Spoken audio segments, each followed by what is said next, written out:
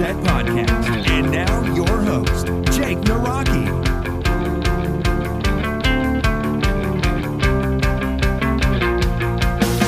What is up, Reset Revolution? This is Jacob Naraki. Thank you, like always, for joining me on the Operation Self Reset podcast. You guys are awesome. You guys rock. Thank you, like always, for joining me. And if you guys have not yet left a review for this podcast, it would be greatly, greatly appreciated.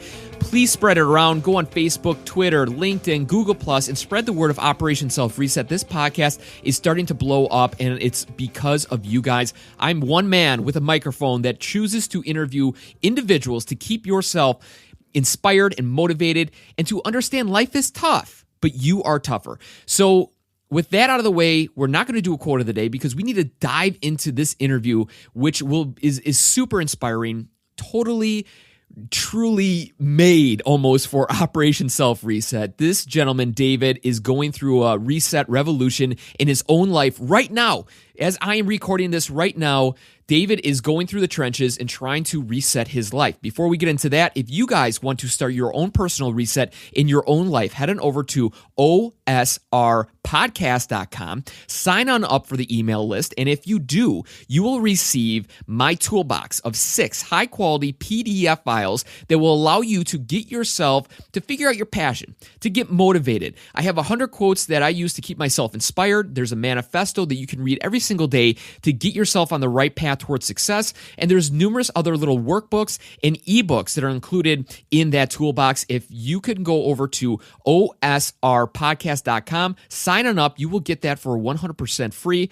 The value on that is so outrageous. I don't even want to say it on the microphone. It's well over a couple $1 million.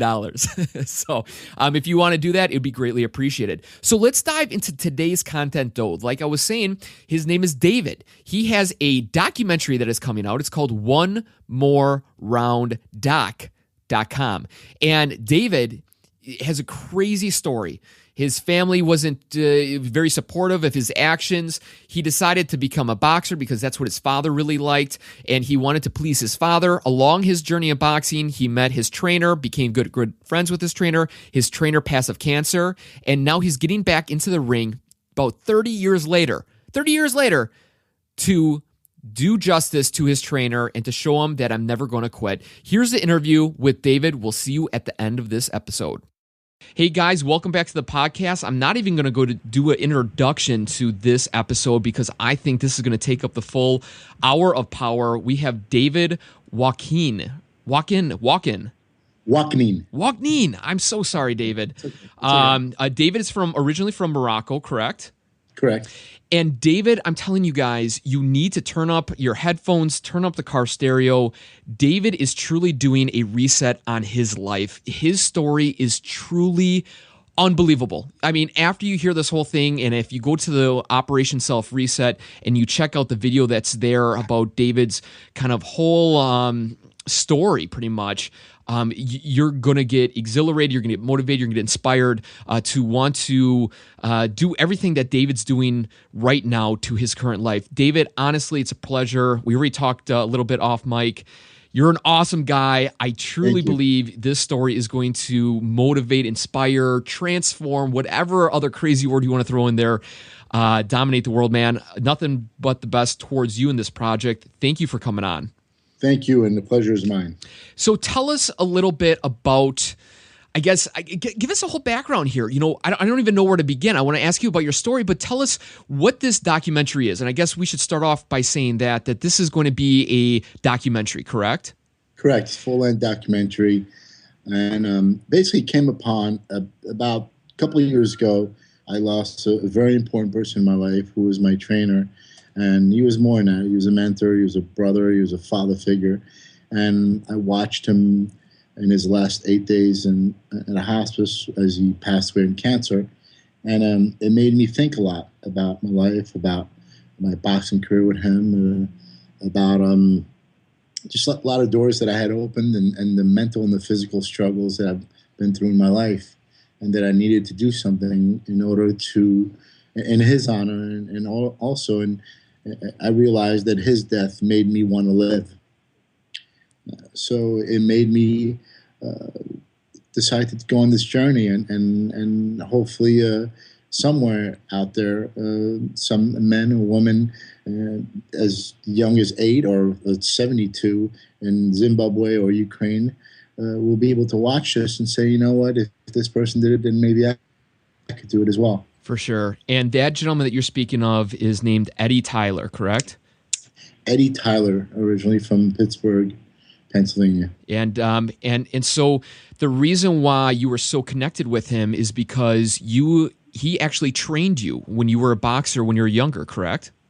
Yeah, he trained me at a moment where nobody really believed in me, and it's funny. We had, he was an up and comer fighter that got into drugs and ended up being a punching bag in the New York circuit, which is a very tough circuit for boxing.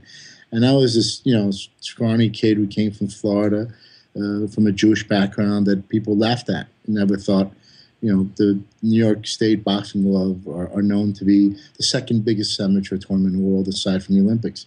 So when we teamed up and went on this journey, people literally would laugh at our face and when we walked into different gyms and stuff like that. And along the way, he believed in me more than I believed in myself, and we kind of helped each other. We were that, a little train that could, and before you know it, the same people that left at us either try to steal me or would applaud us until the very top. So it was an amazing, and after that journey, we still stayed as very close. Yeah. And if you could, when did you start boxing in your life?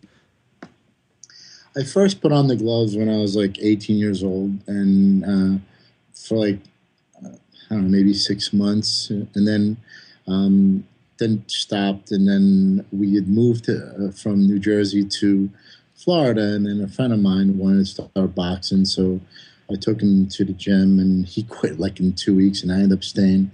Nice. So that was like maybe when I was like 22, and I boxed there for a few months, and then I'd moved to New York and decided to fight in New York State Golden Gloves, and it was if you think about it, it was a ridiculous thing to do because, it's like a novice climbing Mount Everest without any real experience.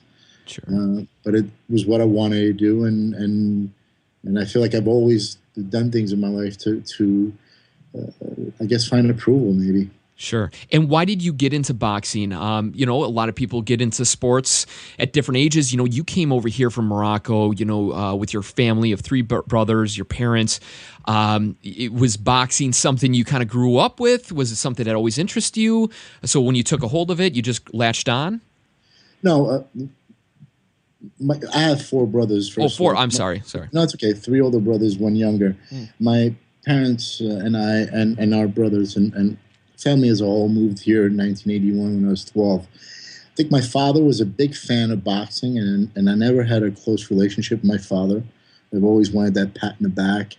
Sure. And, as a Jew in Morocco, I was picked on a lot, and I was forced to fight, and I was never really a fighter. And the irony is when we moved to the States, it was the same thing. I was picked on all the time, and I was always afraid to fight, to be honest with you. So I was bullied a lot. And I think the most important thing is just wanting to have that pat in the back from your father. And so I got into boxing, and in a weird way, I just really loved it, and it liked me back. And I never got that pat from the back from my father, but I exceeded whatever he did because he tried boxing as a youth. I think he lasted about a week. Sure. But I did learn how to defend myself, and people did stop picking on me, so that was a good thing. All it takes is a couple of your right hooks, and they'll push them back a little bit. They'll question if they should mess with David for sure. And tell us about that relationship with your father. There's a lot of people that are listening that have bad relationships and everything like that. And I know later on we'll talk about how you kind of got over that problem with your father or that bad relationship. But was that something that was it because you had older brothers that your father was always looking at them, trying to allow them to be the successors of the family, and you just were kind of the small pup? No, I think as I got older, I realized that certain people are made to be parents and some people are not. And I think my father was not a bad man, but I think that he was just a very selfish man, and that he was not meant to be a parent. It was always about him. And I think I never got a chance to be a child. And I think my brothers felt the same way as well. But I think they turned out a lot like him. And to me, I've always felt I hated that part about me that resembled him. So I always fought that.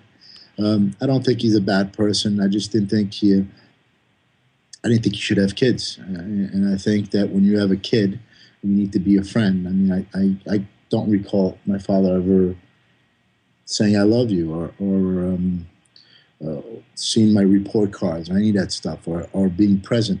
I mean, I was always an athlete. I was a top soccer player. I swam in high school, and nobody ever showed up, and that always made me feel uncomfortable, especially when the rest would ask, why isn't your father here? Why? So I just, there was a lot of resentment, and he had his own issues as well. I mean, he struggled to make it and then made it and moved to the States and lost everything. And money and superficiality was a big part of his life, where to me it was completely the opposite. All I wanted is a relationship with my dad. So it wasn't because he was a bad person or because I was the fourth child or anything. I think it's just because he didn't know how or he grew up extremely selfish. He did have 3 siblings before he was born that passed away. So when he was born, my grandparents, even though didn't have money, extremely spoiled him, where he was completely ostracized from the other kids. I guess by the time he was an adult, he really didn't realize how to live in any other way. Sure.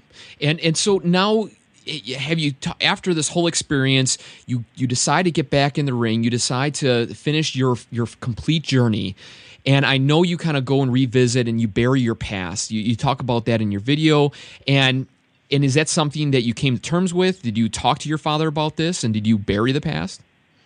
It's really, really hard to have a conversation. My father today is extremely sick, and he's very weak, and he has an early dementia and Alzheimer's, so you never know what you're going to get. But aside from that, there was always a language barrier, and there's always the tools were never there for us to have a proper conversation. That's not only with him, that's with my older brothers and my mother as well. I hate to say this, but there's a certain amount of ignorance that is just not there. I also grew up very Americanized. They grew up in a way where it's kind of normal. Sure. It is what it is. Their parents were like that. Yeah. I did go back and I did come at peace with the fact that I've learned to accept them and not judge them and not engage in their negativity and understand that this is who they are and they're part of my family, and as long as I stay at peace with myself, then I don't have to get into that whole negativity and be part of that circle. Sure. Before we kind of keep jumping around a little bit, let's continue down your path. And so Eddie was your trainer, and I hit upon that father aspect because that was kind of a big turning point in your life, and that's something that was always bothering you when you're younger, and that's why you got into boxing. You're always looking for that, pat on the back, like you state. And you connected with Eddie. You and Eddie were kind of the rebels of the boxing ring, and you guys did very well for yourself. Do you mind walking us through, though, one of those big fights in New York? I believe in front of around 50,000 people. It was a match that was a big deal at the time, and it didn't turn out so well. I think in the rise of the gloves, when you go into something as the complete underdog, everything is a victory, And I think when we made it to the finals and we walked into Madison Square Gardens, and every other boxing gym around New York State would come in with 30, 40, 50 fighters and end up, if they're lucky, with one in the quarterfinals. Eddie came in with 2 fighters, and both of us made it to the finals. And I think when I walked into Madison Square Garden and there was 15,000 people cheering my name, reality hit, and I realized that my insecurities, insecurities, fear, nervousness, they're like a fire, and if you can control them, then they keep you warm. But if you can't, then you get burnt. And obviously, I couldn't control it, and Eddie believing in me wasn't enough anymore. Yeah. I needed to believe in myself, and it wasn't there. So before I even walked in the ring, I settled for second place. And I remember after that fight, going into the shower and crying like a baby and living that night over and over for years. Yeah. But, you can never, redo history, sort of, Right.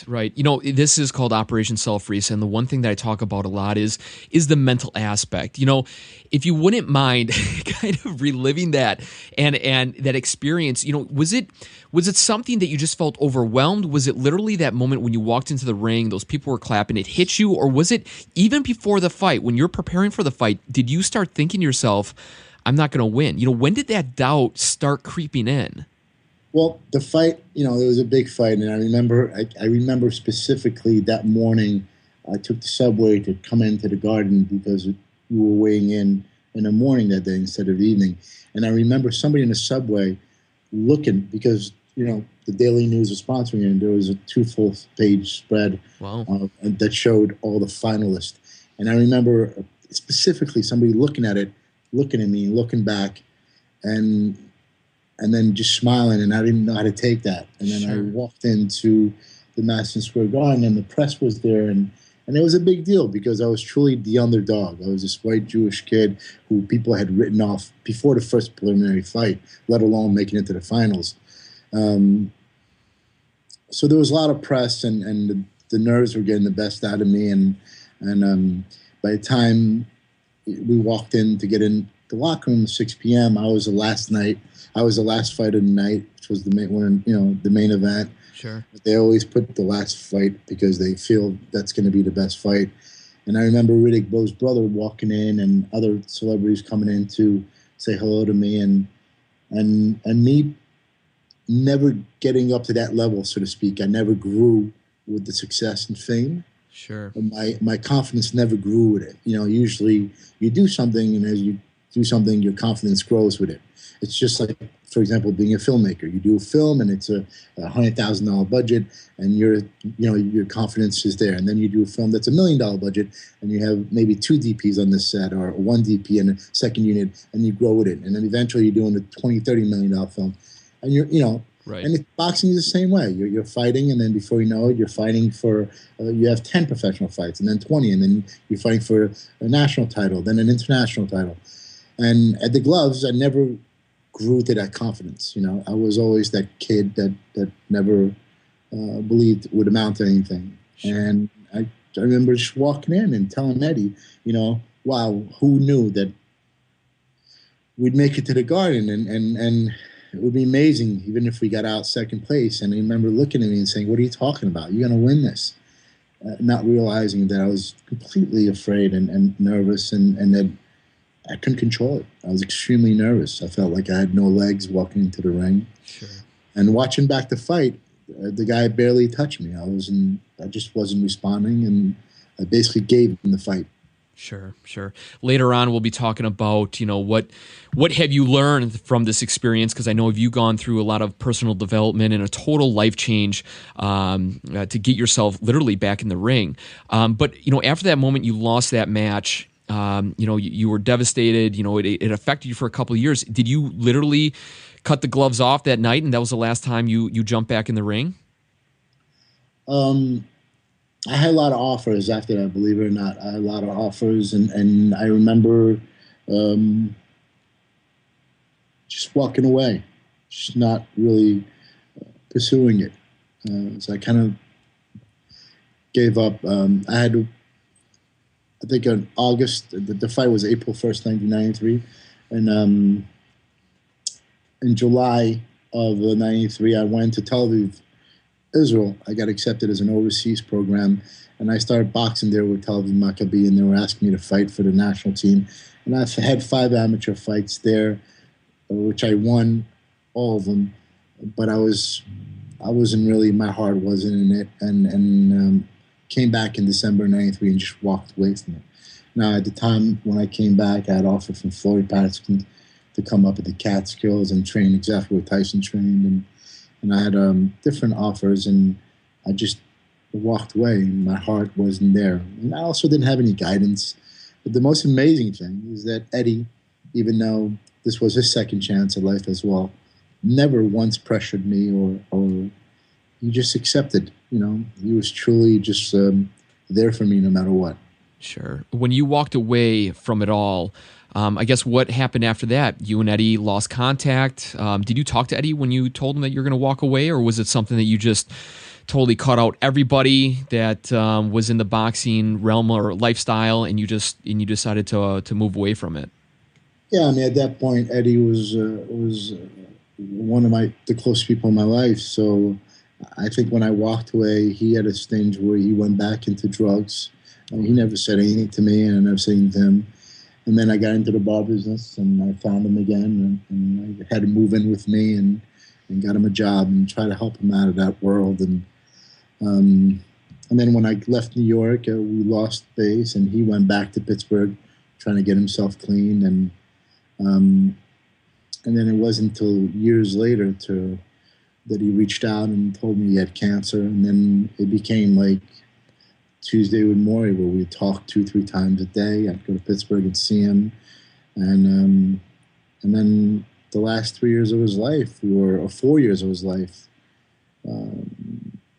we were basically on the phone 2-3 times a day, no matter where I was in the world, and I'd go see him when I can. Sure. What were you guys talking about? Just reliving life, talking about the good times?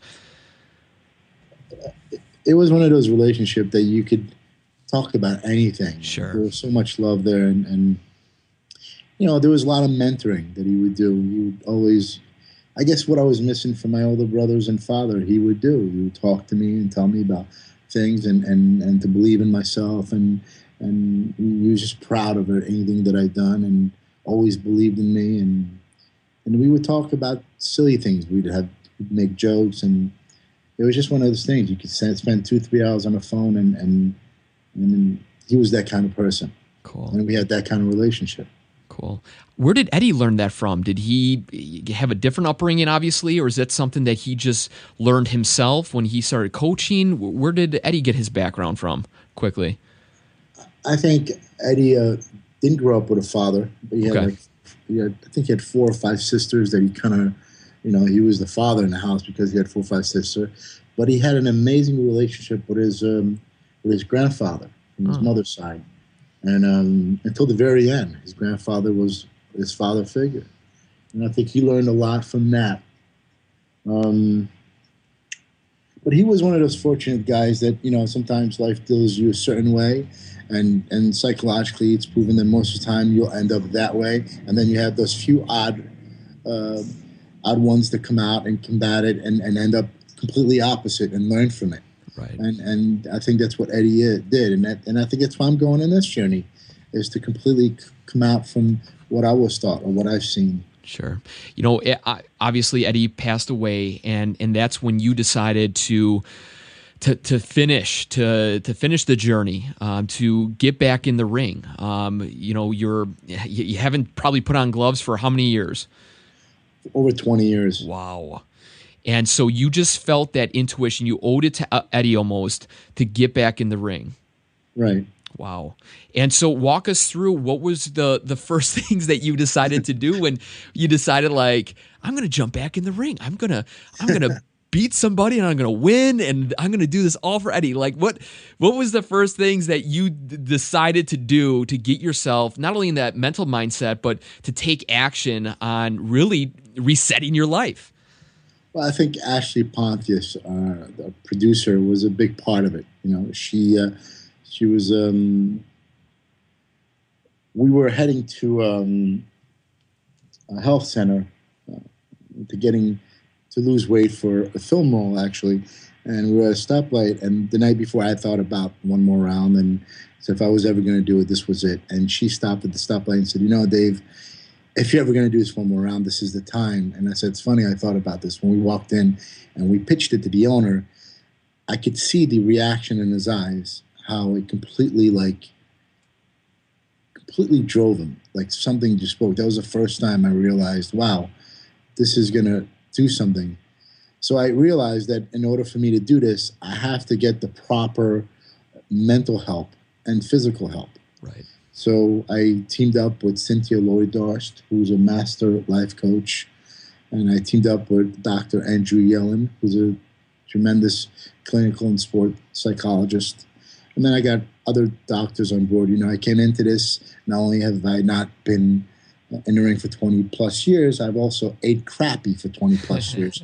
So I was over 70 pounds in weight, and today's fighters are a lot stronger and stuff like that.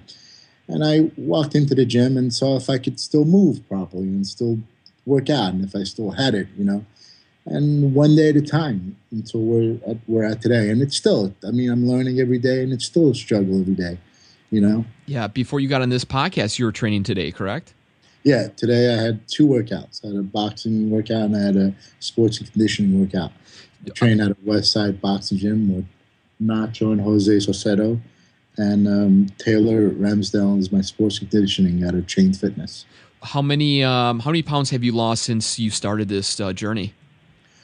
Well, since I started the journey, I've lost close to almost 40 pounds. But my brother passed away. Oh, sorry. Yeah. About 5 weeks ago. So I had to be out of country for 6 weeks. So I gained about 18 pounds back. Okay.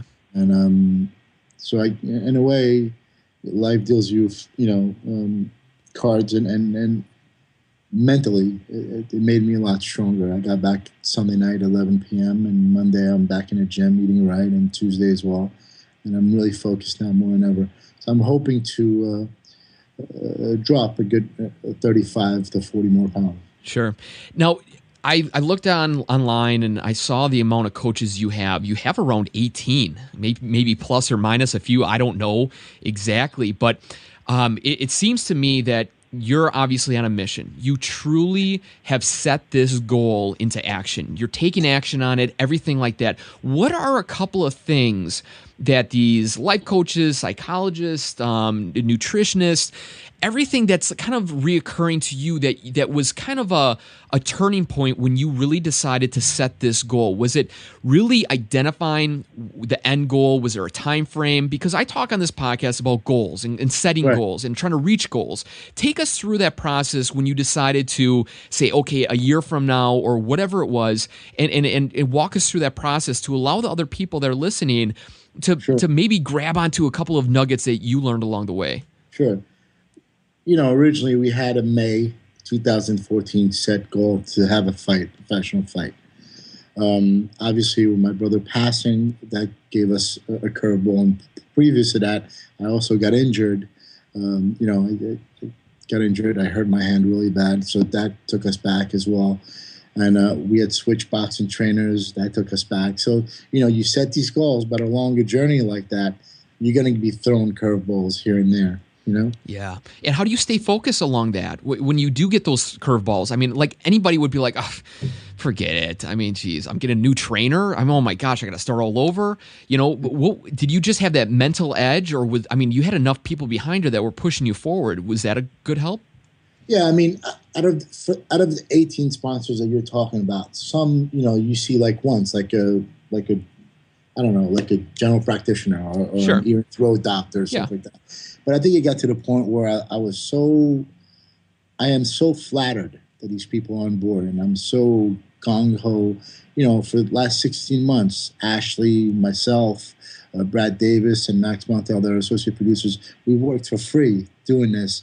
And when you see all these people being on board and believing in you, it's not about you anymore. Right. It's about everybody, and it's about what you're going to do. And then it becomes like you have a responsibility, not only to yourself, but to the world, really. Yeah. And for me, if there's anything I'll ever do in my whole life, is complete this journey.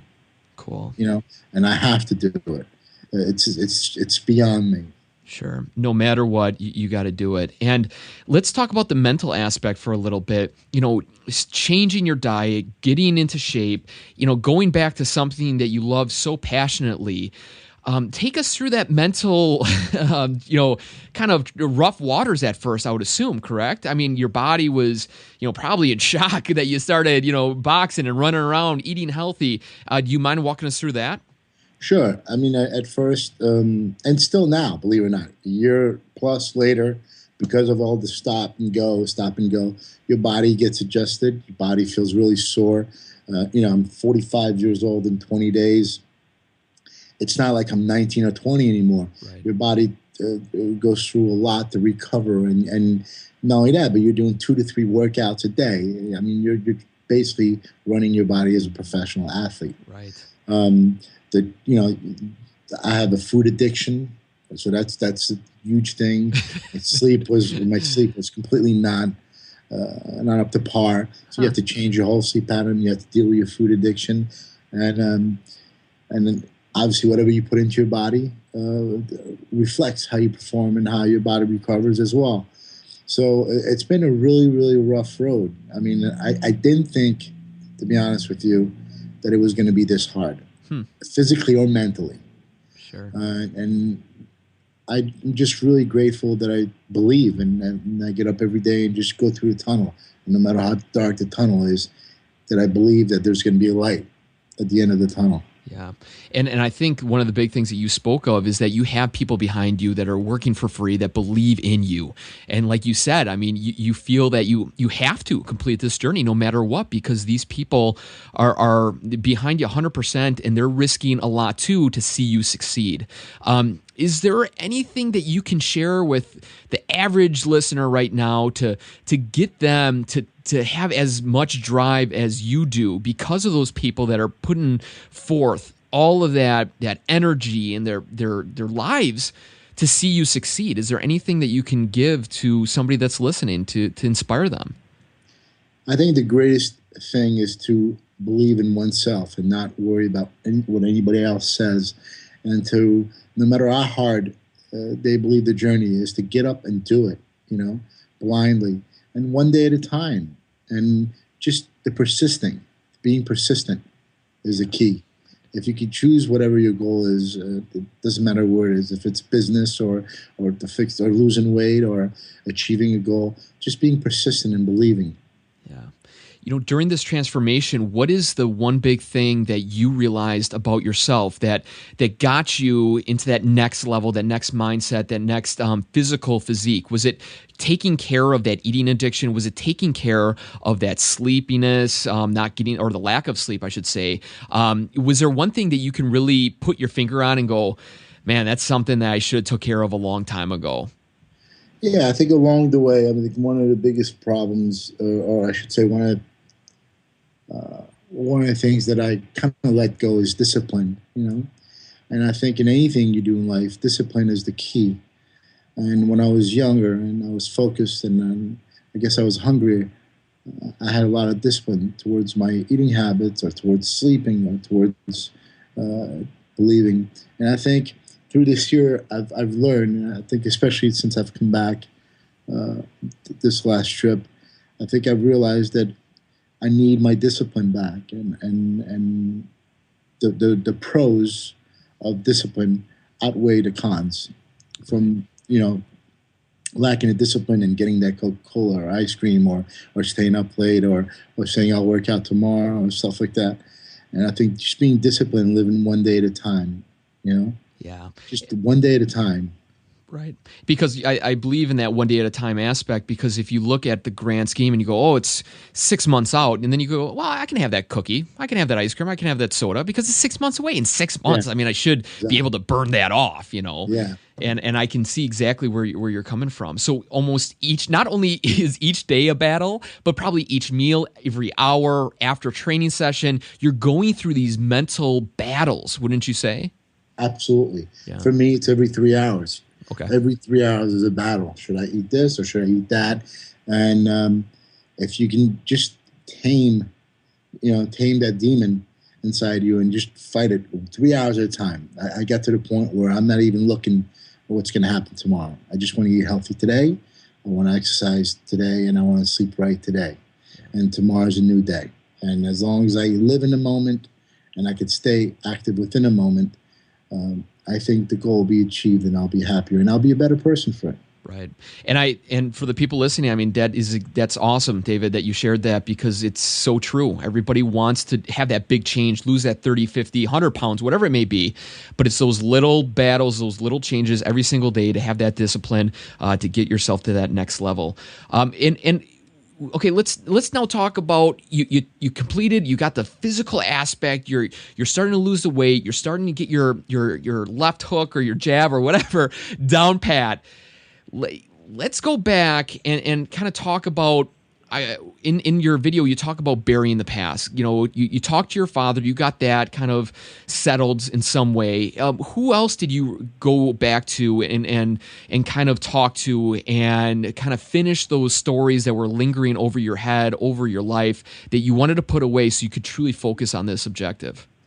Well, you know, what I did is I went to Morocco where my parents and brother lived, and I have 3 brothers left. My oldest passed, as I told you. Right. So I wanted to kind of speak to all 3 of them or interview them, and I wanted to speak to my uncle and friends. I flew out there because I wanted to see their point of view of how they felt I was raised, or how things were different in the household, or how I'm different than my brother.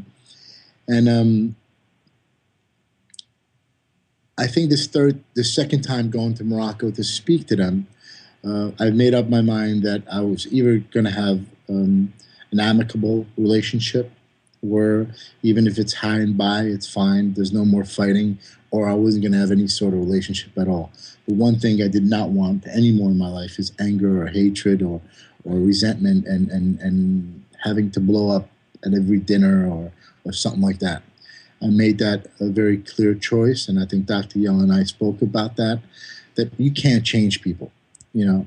And I realized my family makes comments that I don't find helpful, and it's not personal. It's not even about me. It's their own issues or negative beliefs, which they are projecting outward. And I can only love them unconditionally because I was born in that family, and accept their imperfections, because we're all imperfect in some way. I'm sure they find me imperfect in many ways. And I can make a choice to keep the distance from them or keep close to them. But I have to choose to not be bitter and not have anger in my heart anymore. So my brother Sammy, who's the second oldest, we had a very emotional conversation, and I just wanted some closure. And I told him I want to get to the point where we can just be brothers and talk without arguing, and being able to listen and have communication.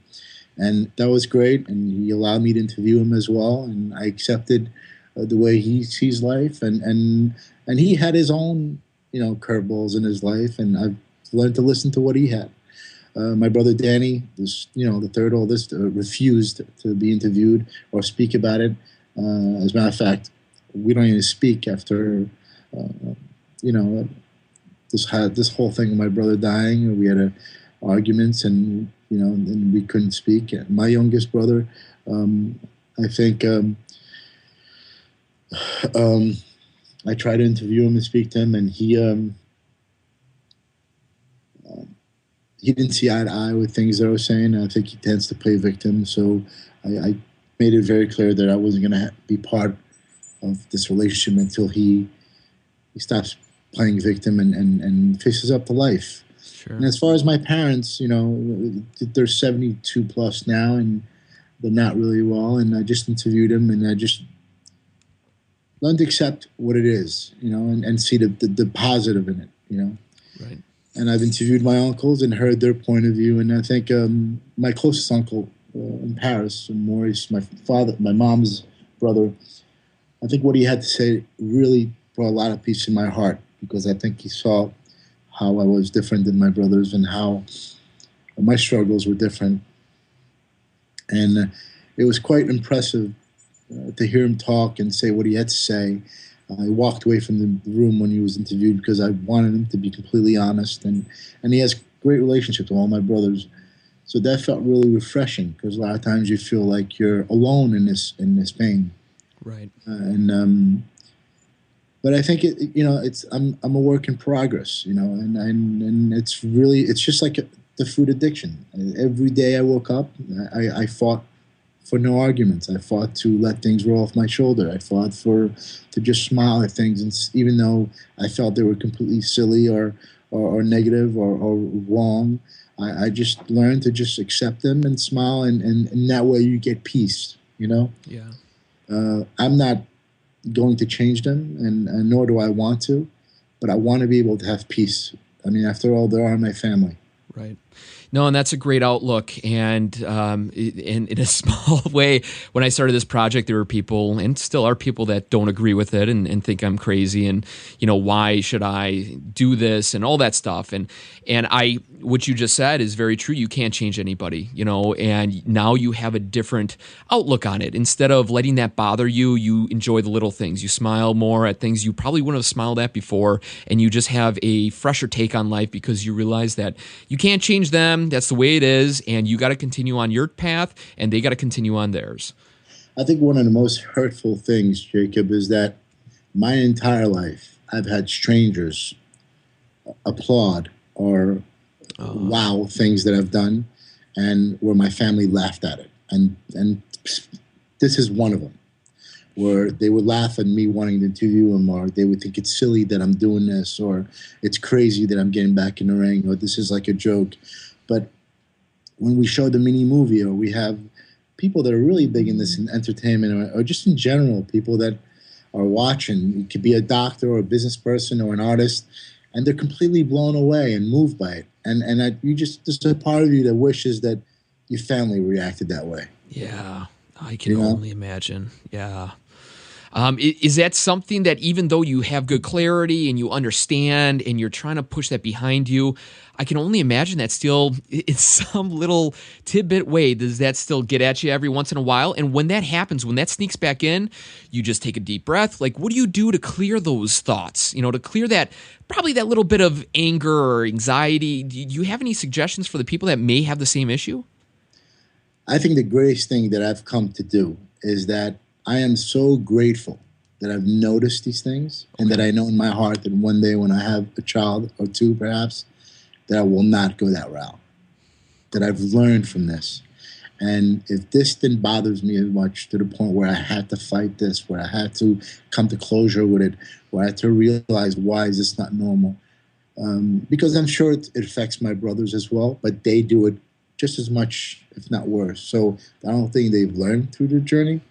And I'm just so grateful that I've learned, and that I know that I'll be able to implement it towards my kids in a better way. Yeah, for sure. No, you're exactly right.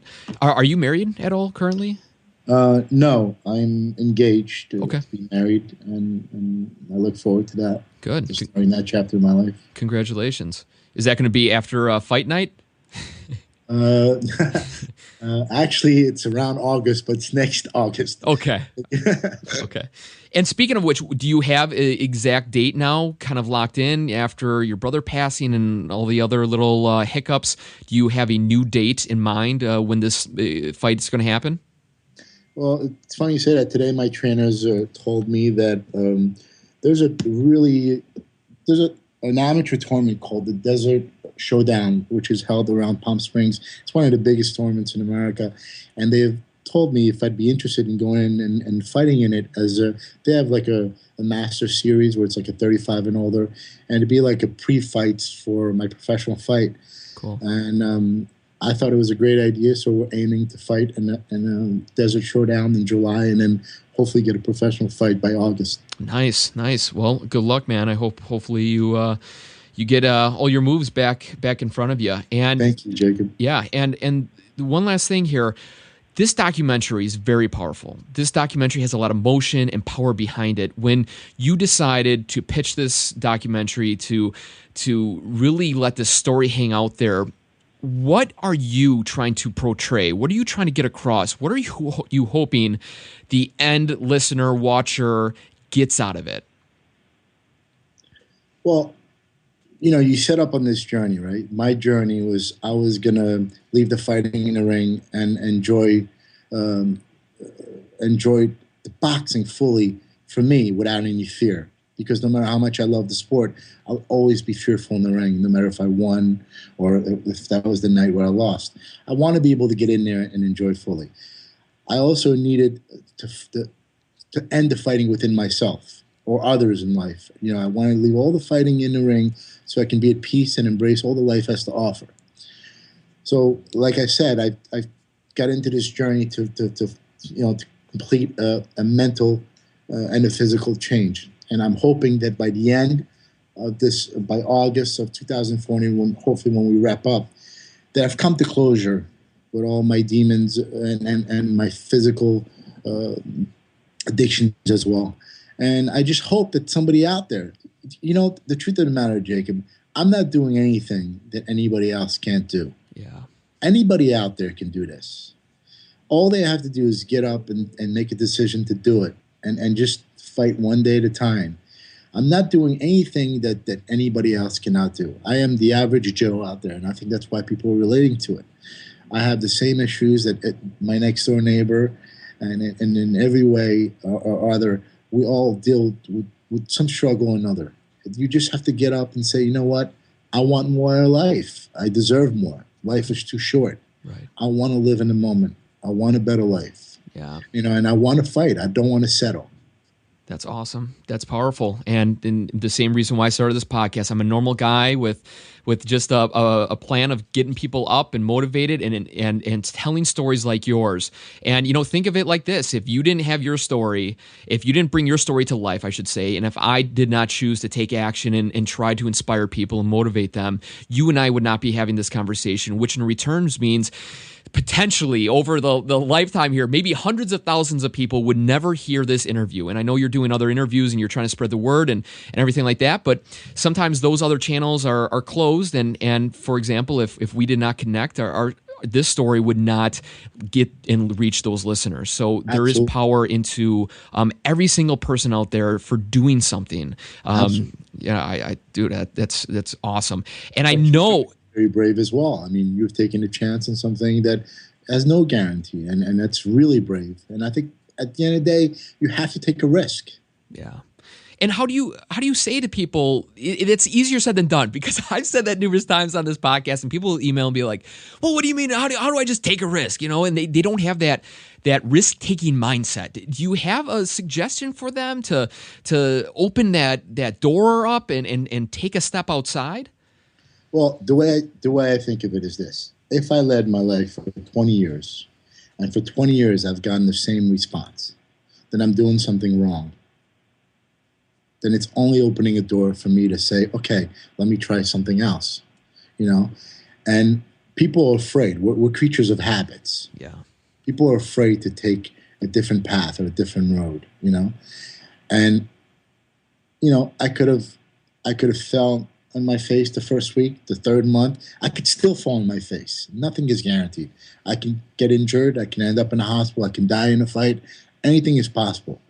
But I think me being free mentally and physically and living is more important than anything else, than being imprisoned, Yeah. And I think at some point we are our worst nightmares and we imprison ourselves. And in order to unprison yourself, if there's a word like that, I think you have to take a risk and you have to fight. You have to fight for you. Yeah. And one of the quotes that you kind of spoke of in your video is the toughest opponent is yourself. Absolutely. Where did you discover that through your journey, or is that something you always thought of and you just never took action on? Well, when things happen in your life, you become, even if you don't want to, subconsciously you start believing in things. So when people make fun of you or people put you down, especially if it's family members or people that you're close to, somehow or another, subconsciously you start believing it. And when you start believing it, it's almost like concrete in your mind. So you become your worst nightmare. No matter, it comes to the point where no matter what you do, it's never good enough, and you're constantly trying to prove yourself. And I think it's tackling these demons and breaking down this mental state that's really important. And instead of being your worst nightmare, where you become a friend to yourself and you start accepting things and not beating yourself over it so much. We're all humans. We're all going to make mistakes, and we're all going to run and fall on our face and get back up. But it's like, it's like what Sylvester Stallone says. It's not the one that punches the hardest. It's the one that gets punched and knows how to get back up from that punch. Right. And I think that's a great lesson. If you can go through your journey and take that risk and fall and get back up and say, okay, I'm going to keep on trying. Anybody, any of us can achieve our goals. Yeah. But you have to want to fight for it. Right. Yeah. I mean, they're literally, like you said, there's nobody holding you back or us back than ourselves. Your success and your outcome is all on your shoulders. It's what you choose to do with it.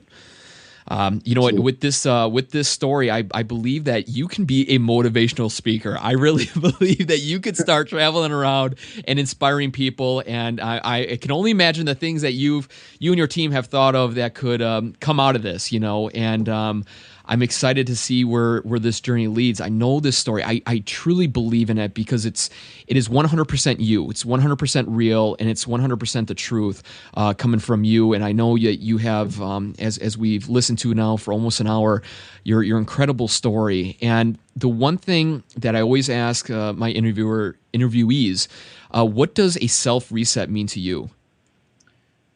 I think a self-reset means basically, to me, is to forgive yourself for the past and start fresh and start on a note where you want to live every day and where you see yourself in the future. But most importantly, live the day to day. Live the day to day as if it's your last day. And I think that, again, we're creatures of habit, and it's a hard thing to do. But I think if you can forgive yourself for the past, and if you can start on a fresh journey and live for the day-to-day on something you want and believe that you can get it, then you have yourself reset. Awesome. David, man, it's been a true honor. I'm happy. I'm excited for you guys. Thank you. The honor has been mine, Jacob. Thank you. When do you see the documentary coming out? Well, we're aiming hopefully for 2015 Film Festival route. Cool. And then, God willing, a theatrical, pick up from that. But let me get to the point where I can drop the weight and fight. Right, baby steps, right? Yeah. Before it's For sure. Well, David, honestly, when you complete that fight and you're ready to launch the documentary, whatever, please keep me in mind. I would love to give not only the listeners an update of what happened, but also what you continue to learn about yourself, your physical aspect, your mental aspect, the closures that you have brought upon in your family life, your personal life, and you're still on your journey. And I know along this journey, you're still going to learn so much more and probably meet and do different things. And I'm excited for you, and I'm excited to get you back on. Jacob, I'd love for you and your fans to hopefully follow this journey with me. We have our Facebook One More Round Doc page, as well as our Twitter and Tumblr and all that. And every day there's pictures and basically little diaries of what I'm going through and stuff like that. And I'd love for you and your fans to be able to follow it through with us. Yes, we'll do. And would you prefer on Facebook or just continue to check in on your website? Facebook or website. Facebook gets updated all the time, so does our website. But our Facebook page, One More Round, gets new updates on a daily basis. Cool. And that's facebook.com/One More Round. Awesome. DOC. Oh, DOC. One More Round Doc. All right, cool. And I'm going to be putting all that information in the show notes and everything like that, linking to it. So, David, anything else you want to leave the community with? I just want to tell everybody that anybody could do this. Really. If you had told me on the first day that you're going to get out there and lose 70 pounds and get in the ring and stop eating your ice cream and your Coca-Colas and all that, I'd say you're crazy. But it's reachable. Anybody could do this. Whatever journey it is that you want to in your heart, just follow it. Life is short, and I've learned that more so now after losing my brother who was young, and it was a complete shock out of nowhere. And life is short. Just get out there and do it. Cool. Yeah, man. David, you're doing it for sure. You are living by example, and I know the people listening, take action, do it no matter what. Live your dreams, live your passions, and complete it. David, we'll keep in touch. Thank you so much. Thank you so much, Jacob. Wow, what an unbelievable story, huh? Thank you to David. Good luck, buddy. Truly good luck. I hope you get in the ring. And you know what? No matter if it's a win or a loss or a tie, a draw, you're completing your journey. And no matter what happens, you finished your task. You believed in yourself, and you're doing this for the right reasons. I applaud you, and I wish you nothing but success and happiness for the years to come. I hope you guys really enjoyed that podcast interview. It was really inspiring to myself, and if you want to share this story with your peers, family, whatnot, head on over to operationselfreset.com/onemoreround, and you guys can check out all of the show notes, the links, and also the video to the documentary. It's around 8 or 9 minutes long, but it's very powerful, and you can see David. David, not going to lie, he is not the boxing champ he once was, but he strives to become that. So all we can do is wish him luck and success in the future, and I hope that we can get him back on the podcast to see how he did, kind of like a follow-up. So that's all I have for you guys. You guys rock. You guys are awesome. Keep on living inspired. Keep on wanting more out of your life. And also, too, if you want to get your hands on that toolbox, head on over to osrpodcast.com, sign on up, and you will get the toolbox of 6 high-quality PDF files to your email to start your own personal reset today. That is all I have for you guys. Stay motivated, stay classy. We'll catch you in another Motivational Minute Mondays, which comes out every single Monday to get yourself motivated for the week ahead. And I plan on breaking that off into a separate podcast. So to be continued. That's it, guys. You got any questions for me? Head on over to your email. Email me at ask@osreset.com. Thank you. Seriously, thank you so much. We will talk to you guys next week for another episode of the Operation Self Reset podcast. Thanks for listening to the Operation Self Reset podcast. Find out more ways to reset at www.osreset.com.